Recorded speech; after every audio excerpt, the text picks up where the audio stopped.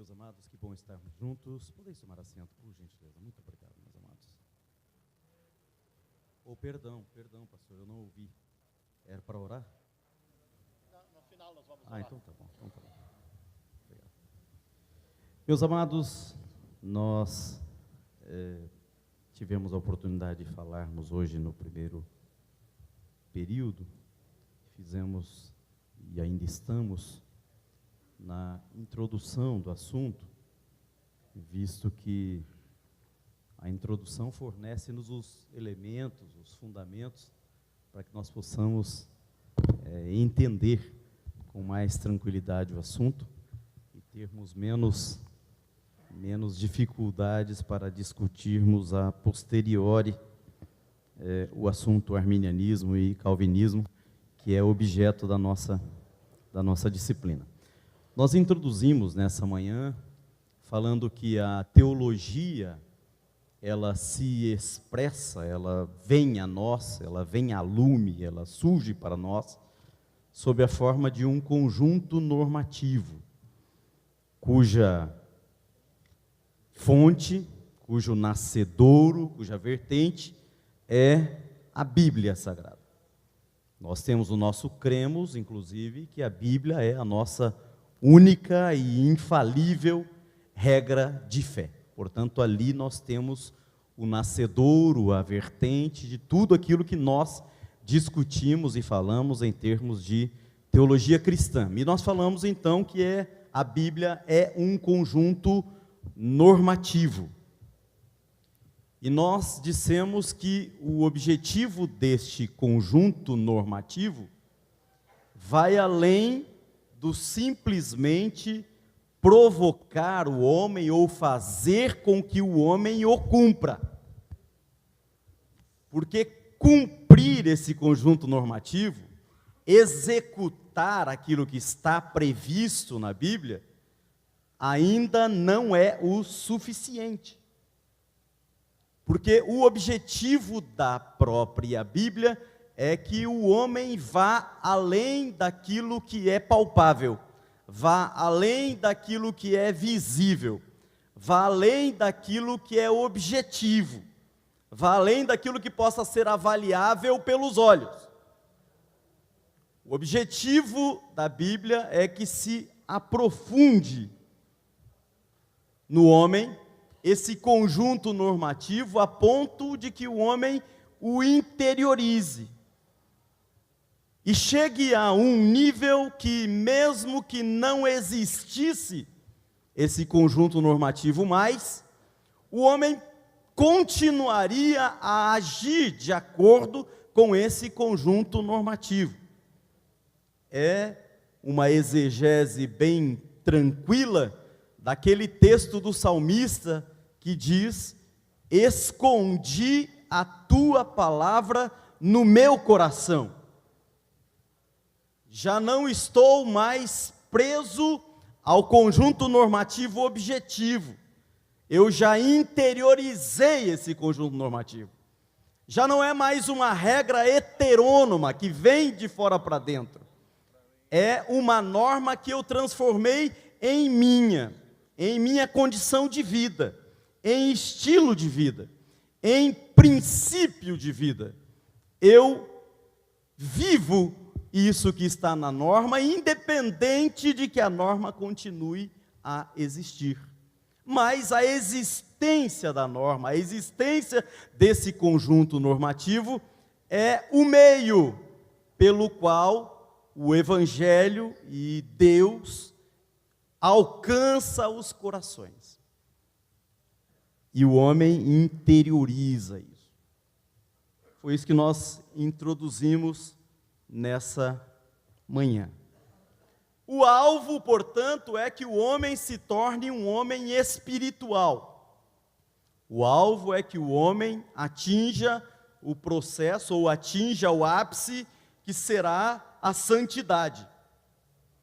Enquanto estamos aqui, estamos nesse processo de galgarmos cada dia degraus e de lutarmos contra a nossa própria natureza e lutarmos contra as intempéries e lutarmos contra as nossas próprias concupiscências, que nos tentam, porque Tiago diz que ninguém diga de Deus sou tentado, porque cada um é atraído e é engodado, ou é tentado quando é atraído e engodado pelas suas próprias concupiscências. Sendo assim, a tentação está dentro de nós, e nós temos que vencer cada dia essas tentações que se nos apresentam através das nossas concupiscências, para que nós possamos ir melhorando, ir avançando.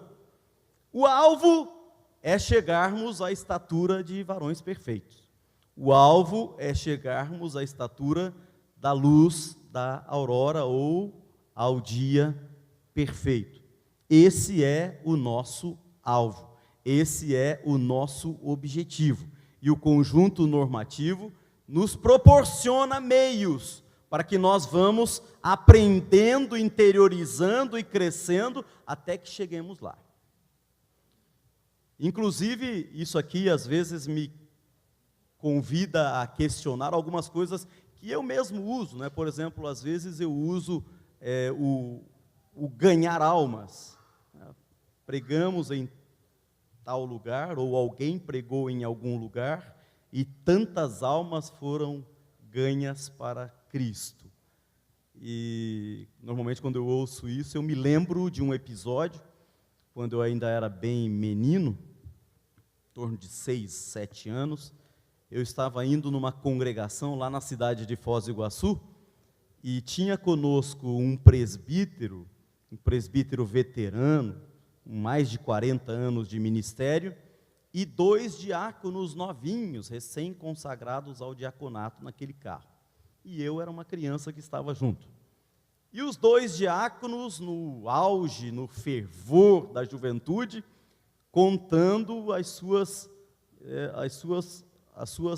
pregações e os seus resultados. Preguei em tal lugar, ganhei tantas almas para Jesus. E o outro, e eu preguei em tal lugar, ganhei 2 vezes mais. E aquela santa disputa, e o presbítero veterano quietinho, não falava nada.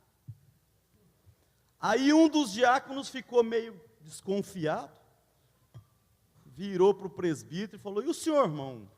O senhor já deve ter ganhado muitas pessoas para Jesus. Ele falou: eu, em 40 anos, ganhei uma alma para Jesus. Aí os diáconos já ficaram meio preocupados com aquele veterano, mas um deles, mais ousado, falou: mas como é que pode? O senhor tem 40 anos de ministério, só ganhou uma alma para Jesus? Ele falou: é uma senhora idosa que estava no hospital. A família pediu que eu fosse visitá-la, eu fui, falei do plano da salvação para ela, ela aceitou Jesus, eu orei por ela, e o Senhor Jesus a batizou com o Espírito Santo, e falando em mistérios com Deus, ela partiu para a eternidade. Então eu ganhei aquela alma para Jesus. Falou: as outras, inclusive a minha, eu estou tentando ganhar todo dia.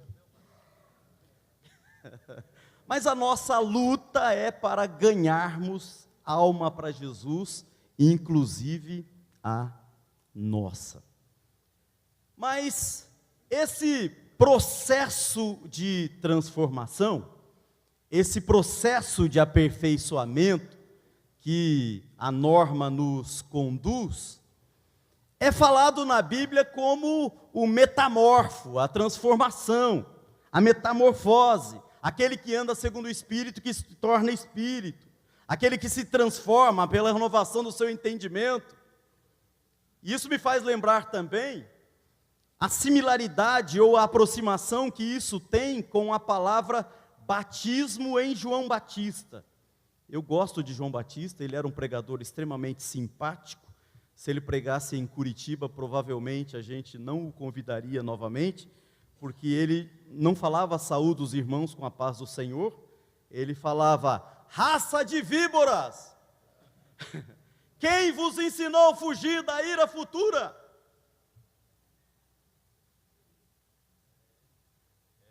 E eu já prossigo a mensagem dele.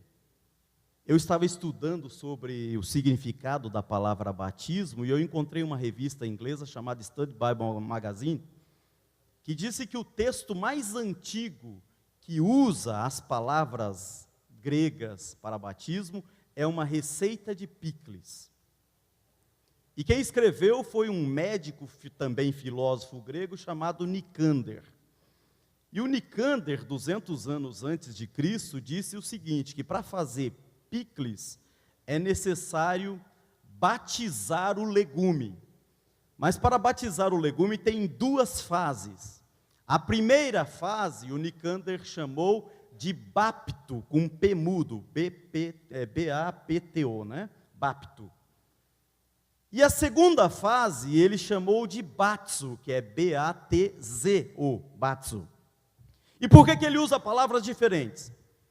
Porque na primeira fase você pega o legume, o chuchu, a cenoura, enfim, a couve-flor, etc., e você mergulha na água fervente. É a fase do bapto.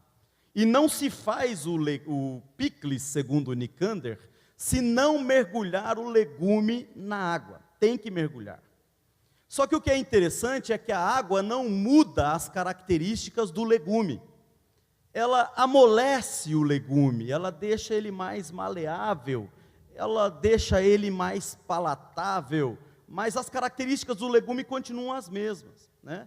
A cenoura continua com cheiro de cenoura, sabor de cenoura e cor de cenoura. O chuchu continua com cheiro de chuchu, com cor de chuchu e com sabor de chuchu, se é que tem sabor chuchu, né? Mas o Nicânder diz que depois você pega o legume que foi mergulhado na água fervente e você tem que fazer a segunda fase. E você tem que mergulhar no vinagre de vinho tinto fervendo. E aí ele chama de batzo. E por que ele dá nomes diferentes? Porque quando mergulha o legume pré-cozido na água, mergulha ele no vinagre de vinho tinto, ele modifica as suas características. A cenoura ainda está lá. O chuchu ainda está lá. A couve-flor ainda está lá. Mas o cheiro não é mais da cenoura. O sabor não é mais da cenoura. A cor também não é mais da cenoura. O cheiro agora é do vinagre. O sabor é do vinagre. E a cor é do vinagre. E cenoura, chuchu e couve-flor passam a ter o mesmo cheiro, a mesma cor e o mesmo sabor. Tudo do vinagre. O João Batista usa a mesma fórmula na sua mensagem quando ele diz assim: eu vos batizo com água, e não se faz o picles sem mergulhar na água. Mas a água não vai mudar as suas características. A água não vai transformar o picles em nada, vai só deixar mais molinho, mais maleável, mas vai continuar cenoura com cor de cenoura, vai continuar chuchu com sabor de chuchu, e vai continuar couve-flor com cheiro de couve-flor. Mas ele continua dizendo: mas vem um após mim, que é mais poderoso do que eu, do qual eu não sou digno de desatar as suas sandálias. E ele vos batizará, não mais com água, ele vos batizará com o seu próprio Espírito e com fogo. E aí então a metamorfose acontece.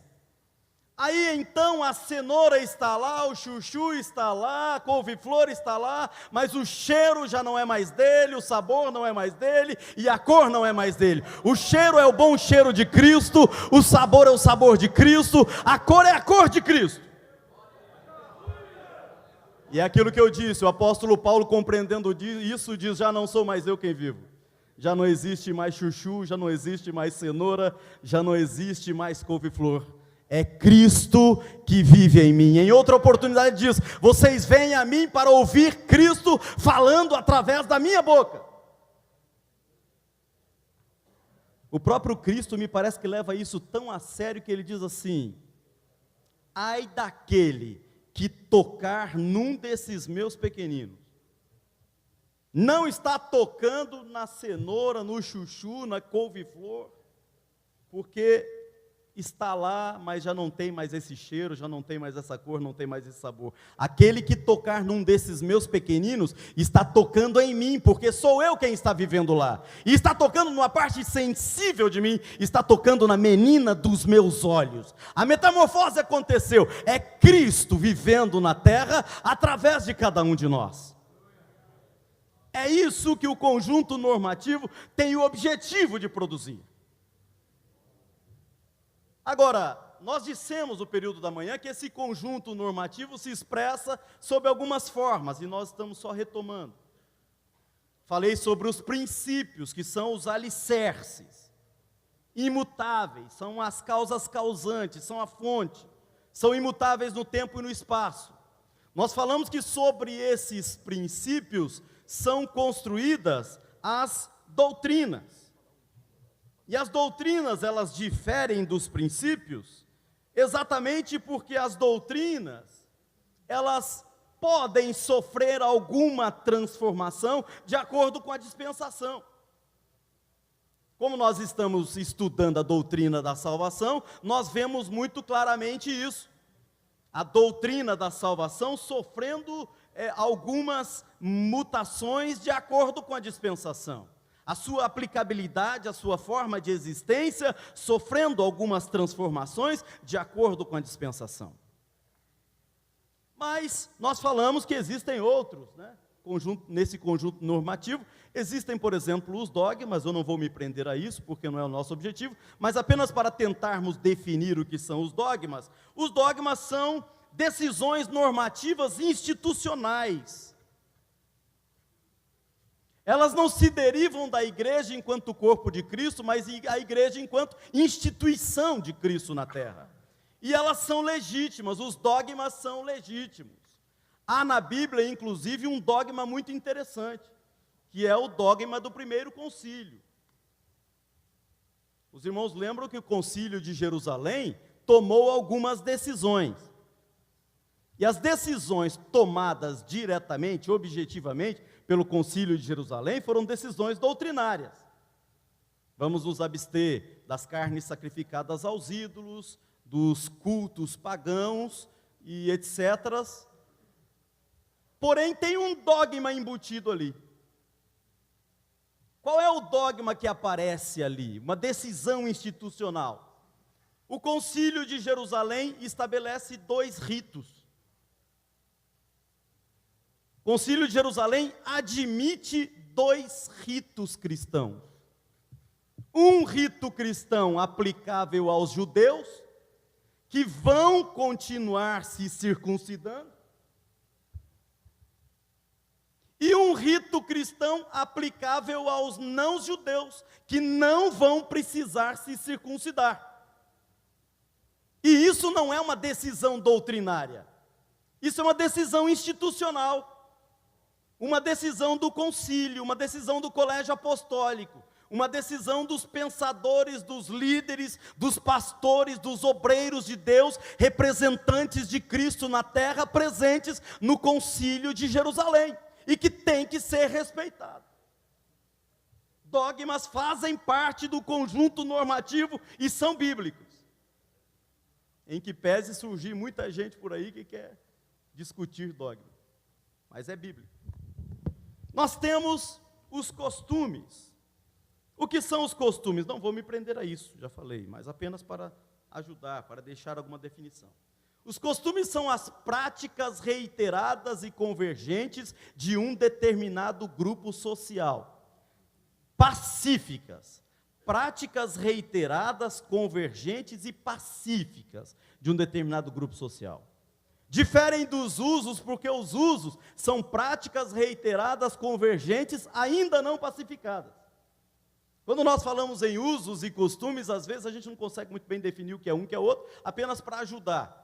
Os costumes são práticas reiteradas, convergentes de um determinado grupo, mas que já foram pacificadas. E os usos são aquelas práticas reiteradas, convergentes, mas que ainda não foram pacificadas. Ainda estão em discussão. Como nós temos na nossa realidade assembleiana, nós temos discussões. Nós temos coisas que foram pacificadas. Por exemplo, dentro dos nossos costumes, é muito comum, é muito normal, é costumeiro, ninguém se escandaliza, que nós saudemos os irmãos com a paz do Senhor. Todo bom assembleiano saúda os irmãos com a paz do Senhor. Todo bom assembleiano diz, para não ficar só nas minhas palavras, eu vou fazer uma leitura bíblica. Os assembleianos dizem, eu quero agradecer a oportunidade em nome de Jesus. Para citar costumes leves, pacificado, não há nenhuma discussão com relação a isso.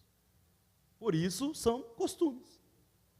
Agora, existem práticas reiteradas e convergentes que ainda não são pacificadas. E aí nós temos o território dos usos. Há realidades da Igreja Assembleia de Deus no Brasil ainda que não aceitam, por exemplo, a televisão. Ainda há. Portanto, ainda não estamos diante de um costume, estamos diante de um uso, porque não foi pacificado. Mas, enfim, apenas para deixar alguma coisa. E a liturgia são as normas que regem um processo cultico. A liturgia são normas procedimentais, são processos culticos.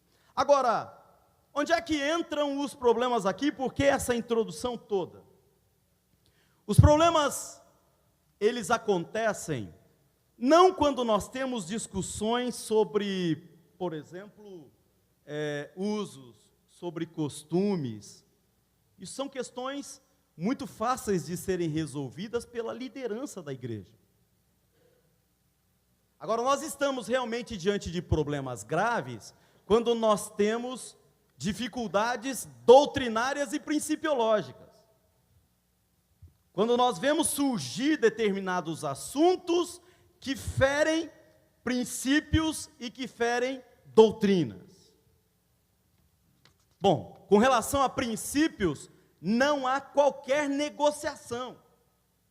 Não há discussão, não há a menor possibilidade de tergiversar, não há a menor possibilidade de transigir. Com princípios não se transige.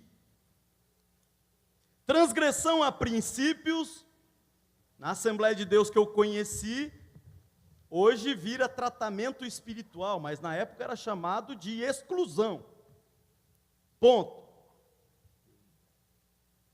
E nós temos na história das Assembleias de Deus irmãos que foram excluídos da igreja por transigirem ou quererem transigir em questões principiológicas e doutrinárias, e isso é muito antigo. Eu recomendo, inclusive, um livro que está sendo lançado agora pela CPAD, Arminianismo, a Mecânica da Salvação, do pastor Silas Daniel, que trata muito bem desses assuntos. Inclusive no tocante a essa questão da doutrina da salvação, que é a nossa disciplina. Agora, as doutrinas, elas admitem negociação? Há um entendimento teológico, especialmente da teologia germânica, que quem fala sobre isso é Martin Lloyd Jones, que nas doutrinas, nós temos aquilo que é método e nós temos aquilo que é mecânica. Quando nós falamos, por exemplo, da doutrina da salvação, a soteriologia, nós temos aquilo que é método de salvação. E nós temos aquilo que é mecânica de salvação. Aquilo que é método é substantivo, é fundamental. Qualquer negociação naquilo que é método pode levar essa doutrina a perder o seu efeito. Qualquer negociação no método de salvação pode levar um indivíduo à perdição. Então, método de salvação não se negocia. Não se negocia. Agora, a mecânica, ela é passível de discussão. Ela é passível de discussão. Naquilo que ela não pode levar ou não pode tornar aquela doutrina inútil ou inaplicável, ou perder o seu sentido de existir, comporta-se discussão. Agora, naquilo que pode tornar aquela doutrina inócua, inútil, deixar de existir, insípida como o sal insípido, aí então não cabe negociação. E aí nós estaremos diante de heresia ou estaremos diante de apostasia, se for o caso. Não cabe negociação. Mas, pastor, o que é essa coisa de mecânica e o que é essa coisa de método? Veja aqui o que o pastor Silas Daniel aborda nos seus prolegômenos aqui do seu livro. Ele diz o seguinte: para a realidade da doutrina da salvação, a realidade do pecado é intransigível. A graça de Deus é intransigível. O significado do sacrifício de Cristo é intransigível. A necessidade do arrependimento é intransigível.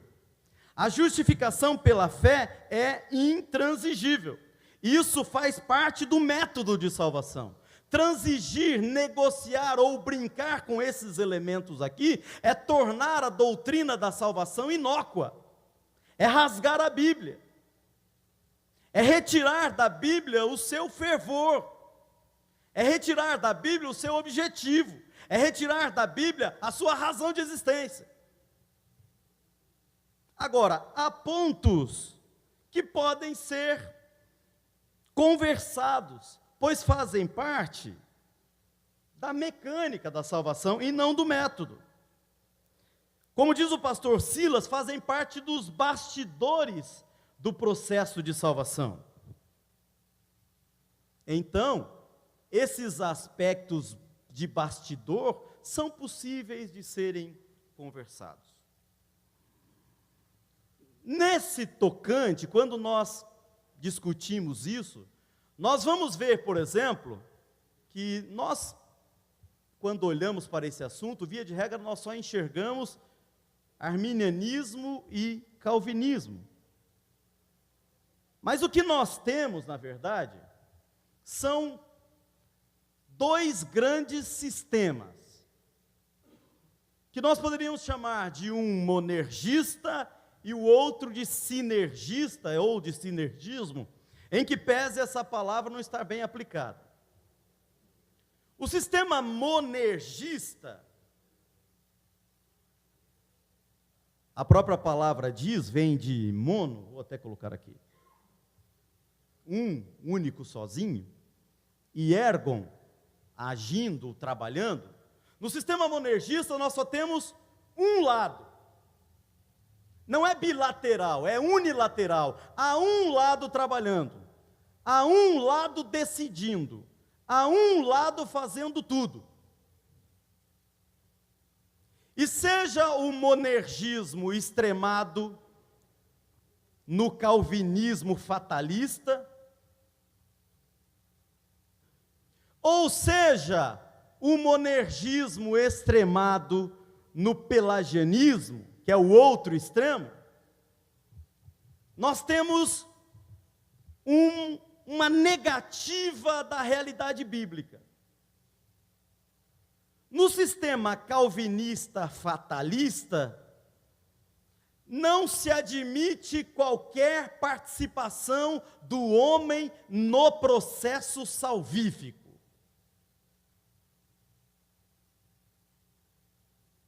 Não há participação humana, não há possibilidade. Ao homem há o tolhimento total, integral e indiscutível da sua participação. Deus decide quem vai ser salvo. No fatalista extremado, Deus decide quem vai ser perdido. E o homem não pode fazer nada para modificar isso. E não interessa o que o homem faça, que não vai modificar isso. E aí, quando nós abordamos esse monergismo fatalista, nós negamos parcelas fundamentais e importantes da Bíblia, nas palavras inclusive do próprio Cristo. Nós rasgamos partes da Bíblia que deixam de ser importantes e deixam de ter sentido na realidade bíblica. E isso não é possível de ser aceitado. Isso não é possível de ser aceito. Porque isso é tornar nula uma doutrina. Isso é pisar numa doutrina. Nós não podemos engolir isso.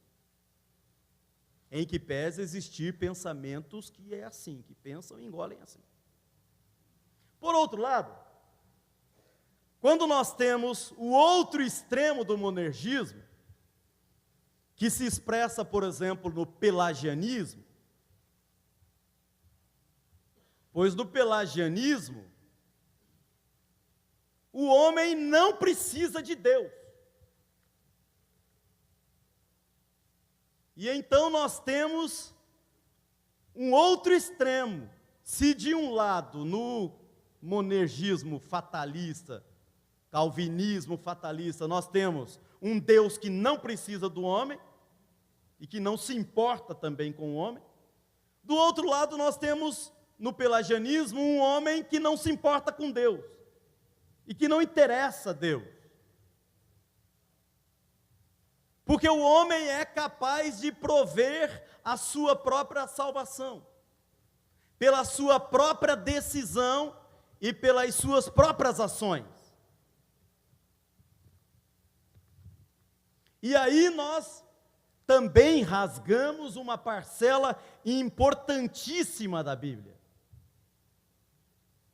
Nós arrancamos eficácia a método da salvação bíblico e indiscutível, e intransigível. Então estaremos diante de uma heresia ou até de uma apostasia. Apenas reprisando a diferença entre heresia e apostasia. Na heresia nós temos uma verdade distorcida. Nós não temos um desapreço pela verdade. Há até um apreço pela verdade. Mas há uma aplicação exegética errada sobre a verdade. Então nós temos uma verdade distorcida, mal interpretada. Então nós temos uma heresia. E nós temos a apostasia, onde já não há mais apreço pela verdade. A verdade deixa de ser importante. Nós temos denominações, por exemplo, que têm a sua própria versão bíblica. Tem a sua própria Bíblia, tem o seu próprio livro, tem a sua própria regra de fé. Ou então erigem e fazem emergir, trazem à luz e aplicam para a sua vida outras literaturas com a mesma potência de agir, com a mesma potência da Bíblia. E então nós temos uma apostasia também. Porque a verdade deixou de ser importante. A verdade foi relegada a um segundo ou terceiro plano. Nós temos então essas duas grandes correntes. De um lado, um monergismo, que se acostumou ou se convencionou chamar de calvinismo. E nesse bojo de calvinismo existem várias correntes, e o incauto que não conheça essas várias correntes corre o risco de achar que calvinismo é tudo uma coisa só. Assim como na corrente sinergista. E aí nós temos no sinergismo a palavra sin, que quer dizer união ou junção, e ergos ou ergia, que quer dizer trabalho. Nós temos um processo de cooperação, em que pese a palavra sinergia se aplicar mais a um contrato bilateral, sinalagmático, onde as duas partes têm forças iguais, o que não é o caso, nunca será. Mas se convencionou chamar de sinergia ou de sinergismo, em que pese não ser muito correto o termo. Porque jamais o homem vai ter a mesma força de Deus.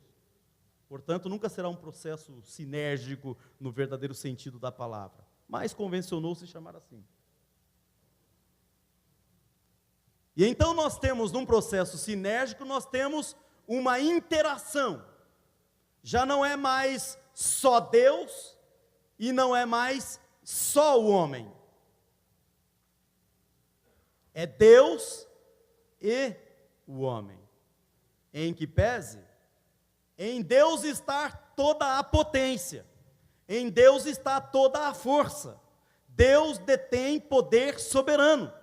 Deus é grande, Deus é majestoso, Deus é magnífico, Deus comanda todas as coisas. Mas Deus não relega o homem ao anonimato e ao desprezo. Deus, pela sua graça, pela sua misericórdia, manifesta em Cristo, que é a graça de Deus, outorga ao homem direitos de participar nesse processo. Por isso se chama sinergia. E o arminianismo, ou convencionou-se chamar de arminianismo, isso que é um processo sinérgico, um processo de cooperação.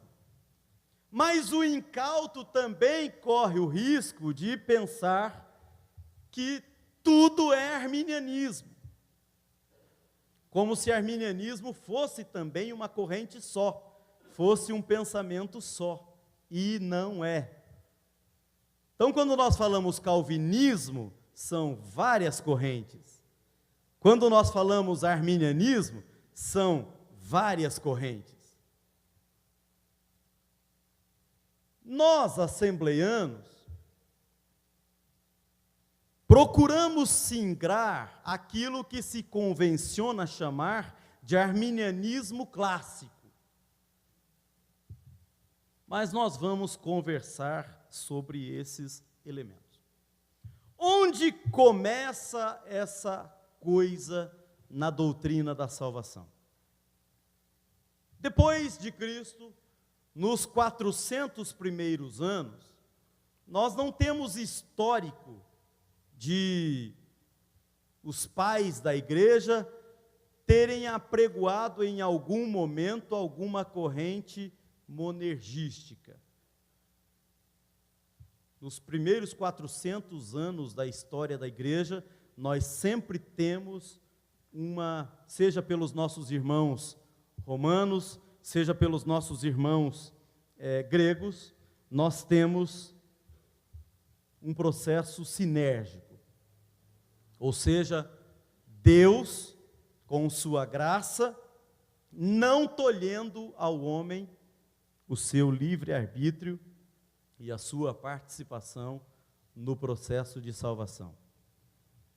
Os gregos foram mais semi-pelagianos, os romanos foram mais arminianos clássicos ou arminianos puros, mas sempre lembrando que Pelágio e Armínio vieram depois. Eles praticavam aquilo que ainda não tinha sido assim denominado. Mas, depois de 400 anos da igreja, surge Agostinho. E Agostinho, no seu primeiro momento, também era sinergista. Nós temos vários escritos que nos fazem confirmar que Agostinho era um sinergista. Nós temos, eu anotei vários aqui, não vou citar muitos, mas nós vemos, por exemplo, nos Solilóquios de Agostinho, ele se opondo fortemente ao determinismo monergista e defendendo claramente o livre-arbítrio. Tem uma outra obra de Agostinho, A Ordem e o Livre-Arbítrio, uma de 386 e a outra de 388, onde ele diz que todo o universo é regido pela providência divina. Há uma ordem universal estabelecida por Deus. Essa ordem é expressa, mas isso não significa que Deus determina cada acontecimento em particular. E diz Agostinho, em muitos aspectos, o homem pode romper livremente com a ordem de Deus, sofrendo, porém, as consequências. Portanto, nesse primeiro momento de Agostinho, ele não é monergista, ele é sinergista. Em sua obra Sobre o Espírito e a Letra, Agostinho escreve: o livre-arbítrio foi naturalmente implantado por Deus dentro do ser humano. E ele diz que Deus predestina com base na sua presciência, e que a justiça do homem deve ser atribuída à operação de Deus, apesar de não ter lugar sem a vontade do homem. Nós temos um Agostinho sinergista. Na sua obra, A Exposição de Certas Proposições da Epístola de Paulo aos Romanos, ele novamente defende, inclusive, que a predestinação não é real, não é integral, ela é condicional. Deus predestina a igreja à salvação. E dentro da igreja, os homens exercem o seu livre-arbítrio de adotar a salvação ou de não querer a salvação. E isso são palavras de Agostinho. O Agostinho I, o Agostinho jovem, o Agostinho sinergista. Mas Agostinho tem uma discussão severa com Pelágio. Quando surgem os ensinamentos de Pelágio, Agostinho trava uma discussão com Pelágio.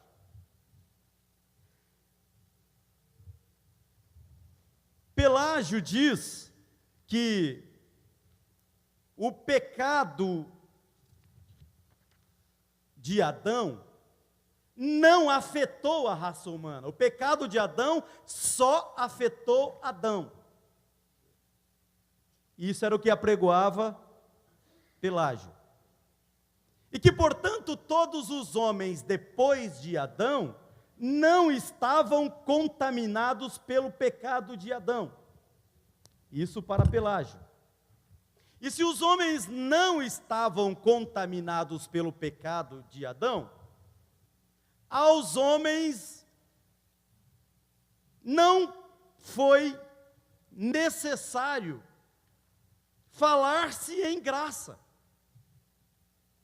Porque se eles não estão condenados, não estão contaminados com o pecado de Adão, eles nascem puros.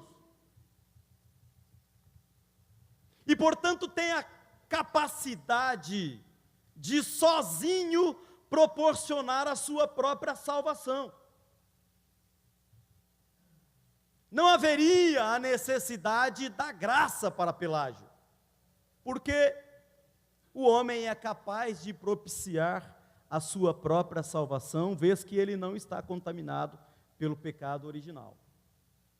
E se ele não está contaminado pelo pecado original, não há necessidade daquilo que teologicamente se chama de graça preveniente. Ou seja, da graça de Deus que no arminianismo autoriza o homem a ter livre-arbítrio. Não há essa necessidade, porque não se aplica. Esse é o pensamento do pelagianismo. E desse ponto de vista, pensamento pelagianista é heresia e ponto final. E nós temos na história das Assembleias de Deus primitiva irmãos que foram excluídos da Assembleia de Deus, porque adotaram um pensamento pelagianista puro. Porque não é transigível com isso, não é aceitável isso.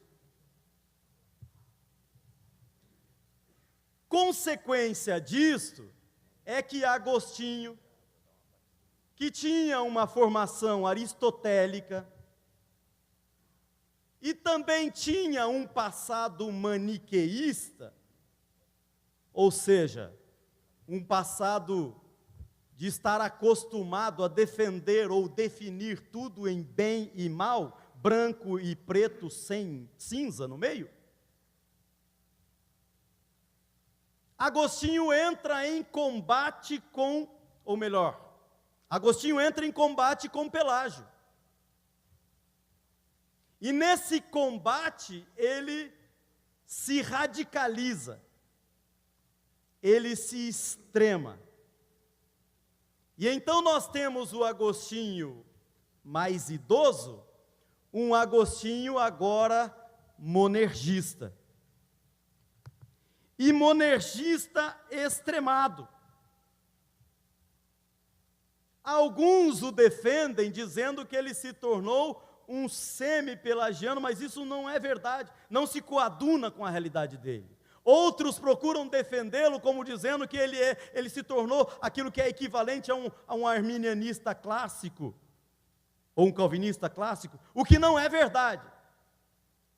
Ele se extrema. E então, Agostinho muda o seu pensamento, muda a sua visão e passa a dizer então que o homem não tem livre-arbítrio algum. Na sua mais intensa velhice, quase no seu túmulo, ele admite em contradição a possibilidade do livre-arbítrio do homem, mas ele diz que ele não sabe explicar. É algo que faz parte dos mistérios de Deus e que só serão revelados na eternidade. Mas o Agostinho idoso é um monergista extremado, que acredita que o homem não tem participação alguma na salvação. Deus é quem predestina aqueles que serão salvos, Deus é quem predestina aqueles que serão condenados. Não há falar-se em graça preveniente, há se falar em predestinação e ponto final. Como sempre que surgem dois pensamentos antagônicos, sempre aparece a turma do deixa disso, né? Sempre assim, quando tem dois brigando, sempre aparece a turma do deixa disso. Né? No direito nós temos isso sempre, em todas as correntes do direito, nós temos a monista, a dicotomista e nós temos a mista. Sempre tem a mista, aquela que procura colmatar, procura acalmar os ânimos, procura encontrar um meio termo. Nessa guerra entre Agostinho e Pelágio, surge João Cassiano, que é um monge de Marseille, na França, que ingressou no mosteiro de Belém, na Palestina, por volta do ano 360, depois fundou ele mesmo seu próprio mosteiro, em Marseille, no ano de 410. E no mosteiro de Marseille, eles constroem um novo pensamento, que tem o objetivo de achar um meio termo entre o monergismo agostiniano, monergismo extremado, e o monergismo extremado, por outro lado, de Pelágio. João Cassiano funda aquilo que nós chamamos de semi-pelagianismo. O semi-pelagianismo, ele ensina que o ser humano é salvo exclusivamente por Deus, mediante a graça, mas que a salvação partiria somente da iniciativa da boa vontade no coração do homem para com Deus. Isso é, o homem precisa dar o primeiro passo em direção a Deus. então Deus irá completar o processo de salvação no homem. Os primeiros arminianistas, inclusive, foram confundidos com os semipelagianos. Porque os semipelagianos admitem que a salvação se dá pela graça de Deus, mas que a initio fides, o início da fé, o primeiro passo é dado pelos homens. Então, cria-se um processo sinérgico, mas cujo primeiro passo é do homem. E alguns, inclusive depois, confundem o arminianismo clássico com isso, porque ambos são sinérgicos. Só que não há se confundir arminianismo clássico com semipelagianismo, porque no arminianismo clássico, o primeiro passo, a initio fide, a início da fé, não é do homem também. No arminianismo clássico, o homem interage com Deus, mas o primeiro passo é de Deus. Deus estende a sua graça ao homem, e pela graça o homem é salvo. Mas o homem, ou melhor, Deus, ao estender a sua graça ao homem, na sua graça permite ao homem o livre-arbítrio. Na sua graça, permite ao homem decidir-se por aceitar ou não. Todo o processo salvífico é responsabilidade da graça de Deus. Sem a graça de Deus, não acontece o processo salvífico. E o primeiro passo também não é do homem, é de Deus. Deus se aproxima, Deus dá seu Filho e Deus concede ao homem a possibilidade do exercício do livre-arbítrio. Mas o primeiro passo é de Deus. Enquanto no semipelagianismo, o primeiro passo é do homem. Então, arminianos clássicos também não se confundem com o semipelagianismo.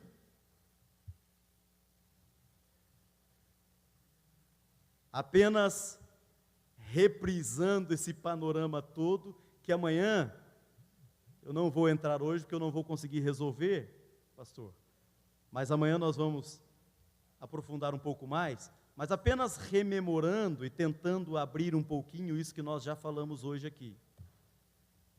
Existem dois grandes processos. A um dá-se o nome de sinergismo, a outro dá-se o nome de monismo. Monismo, porque não é bilateral, é unilateral. Pode ser unilateral por parte de Deus, ou pode ser unilateral por parte do homem. O extremo do unilateral por parte de Deus é o calvinismo fatalista. O extremo da unilateralidade por parte do homem é o pelagianismo. Em um, é só Deus agindo. No outro, é só o homem. São os extremos e são monergistas. É o monergismo. Nós temos Agostinho. Nós temos os pais da igreja. E o primeiro Agostinho, que também são sinergistas. Que apregoam que há um processo, eu não diria simbiótico, porque na simbiose, um depende do outro e Deus não depende do homem. Mas Deus, na sua graça, concede ao homem a possibilidade de decisão. Então não é simbiótico. E sinérgico também não é o termo correto, mas é coparticipativo. É coparticipativo. Onde Deus e o homem fazem alguma coisa para que a salvação aconteça. Nos primeiros 400 anos da igreja, sempre o sinergismo. Por parte dos irmãos gregos, são mais semipelagianos. Por parte dos irmãos romanos, são mais arminianos clássicos. Ainda que esse termo seja impróprio, porque nem Pelágio nem Armínio existiam. Agostinho, 400 anos depois de Cristo, O primeiro Agostinho também sinergista, acreditando na coparticipação. Mas quando surge Pelágio, extremando e dizendo que o homem é capaz de prover a salvação sozinho, Agostinho também extrema e diz que não, então o homem não tem participação nenhuma. Agostinho muda de ideia e tolhe ao homem o livre-arbítrio. Estão entendendo essa palavra, meus amados? Aquilo que normalmente nós chamamos de calvinismo comporta várias correntes e o nome ideal é monergismo. Aquilo que nós chamamos de arminianismo comporta várias correntes e o nome mais aproximadamente correto é sinergismo. Eu não vou mais à frente agora, pastor, porque eu não vou conseguir resolver. Vou deixar para amanhã a gente resolver isso com mais tranquilidade. Por enquanto, eu deixo isso para os irmãos pensarem, analisarem e no nosso próximo encontro nós vamos prosseguir. Muito obrigado, senhor presidente, muito obrigado a todos, amados irmãos. Muito bem. Nós queremos chamar aqui o irmão de Jesus. Tem alguma informação? Pode se aproximar. Enquanto o irmão chega, nós queremos dizer o seguinte: nós vamos daqui a pouco encerrar com uma oração e amanhã continuaremos, mas quinta-feira vai até ao meio-dia, mas amanhã à noite vamos ter reunião. Hoje vamos dispensar para o pessoal poder descansar, muitos viajaram, né? Mas amanhã à noite queremos ter um período para debate com os dois preletores, cada um ter a sua participação e com certeza há perguntas a fazer, tanto no tema de um como do outro, porque os assuntos são provocantes, né? Provoca algumas perguntas. E aí os palestrantes vão estar à disposição para responder as perguntas. E vamos deixar isso para amanhã à noite, porque amanhã, durante o dia, vamos ainda ouvir bastante, né? O irmão de Jesus está aqui? Sim. Eu vou ter uma reunião com a diretoria agora, da Caixa. Algum pastor quer falar comigo, eu estou lá na secretaria do pastor Josué. De Jesus está ali. Fala o que o senhor tem, depois eu tenho mais informação.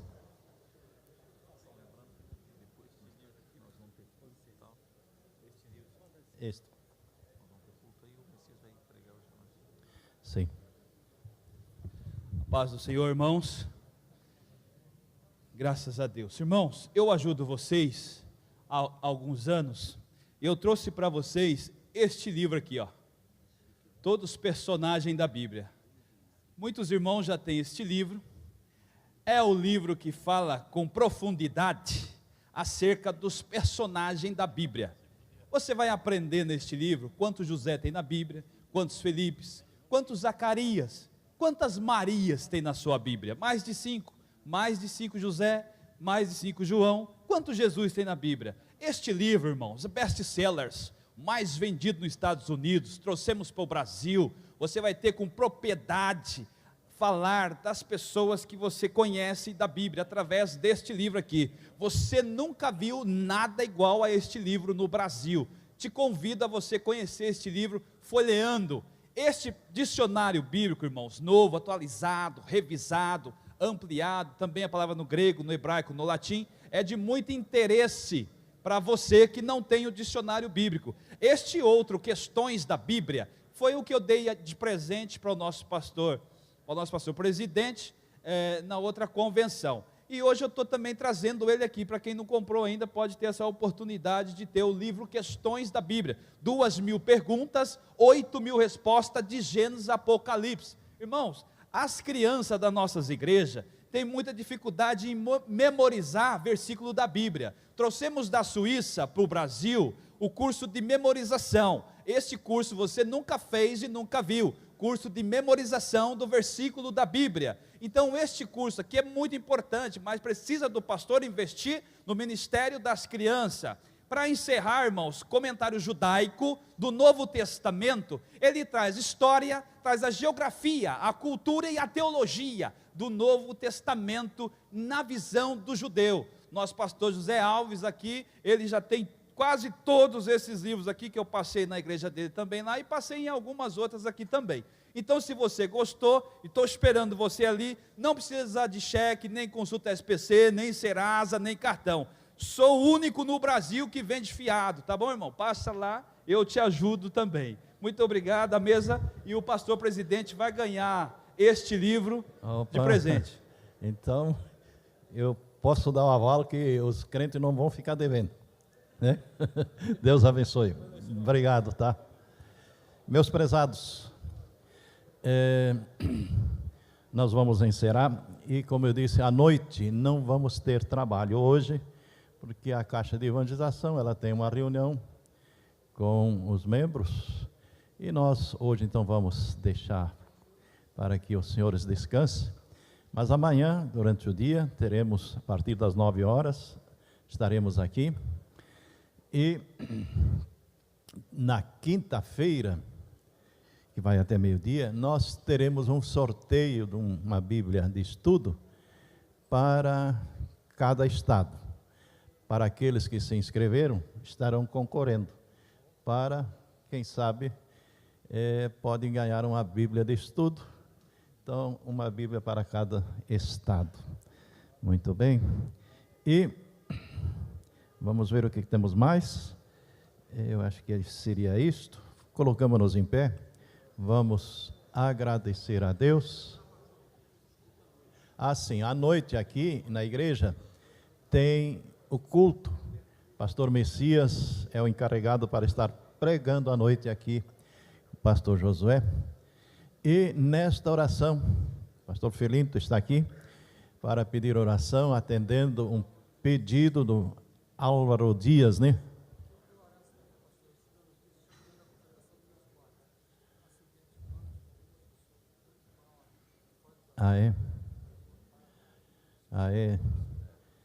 Tem pessoas envolvidas nesse acidente de trânsito. Vamos orar para que Deus dê vitória.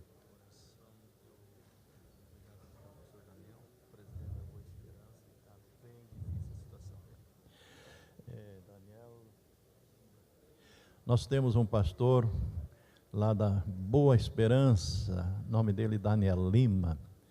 Ele está com a saúde bastante abalada, caiu outro dia numa construção, e ele já tinha problemas, se machucou, e ele está com câncer, e uma situação bem difícil.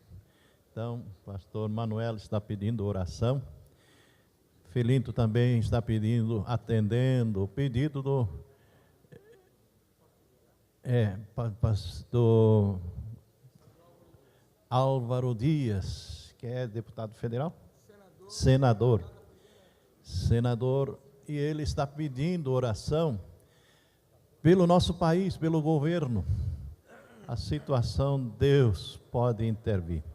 Então nós vamos orar para que Deus entre em ação, porque o nosso país é um país para quase continente, né? Mas a situação do nosso país, se não for resolvido meio logo, vai trazer muito problema na economia, né? Então vamos orar, e isso afeta as nossas igrejas. Então nós queremos orar para que Deus venha fazer algo. Nós vamos pedir, pastor Josué Barbosa, o senhor que já foi vereador, Senhor vem aqui fazer oração pelo nosso país, pela situação está nosso governo, e também pelos pedidos de oração por aqueles que estão com problemas de saúde, pastor Daniel Lima, que está com câncer, também um acidente que aconteceu lá perto de Foz do Iguaçu. Então vamos orar para que Deus entre com providência.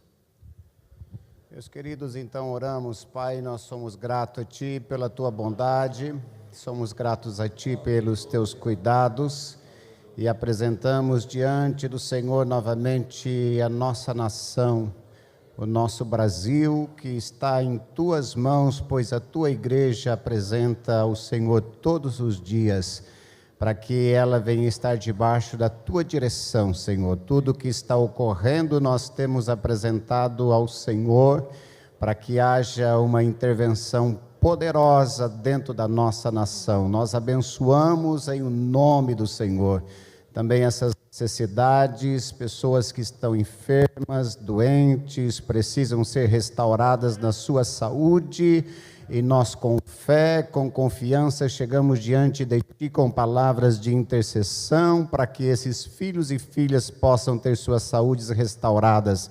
Pai, nós cremos e oramos com fé em o nome do Senhor Jesus. Amém. Obrigado. Muito bem, que Deus abençoe, tenham um bom descanso e voltem amanhã. João, eu tenho compromisso em Curitiba amanhã e em Brasília na quinta-feira. Então, hoje. E minha esposa viaja amanhã, que ela vai cantar com a Sheila lá em Nova York.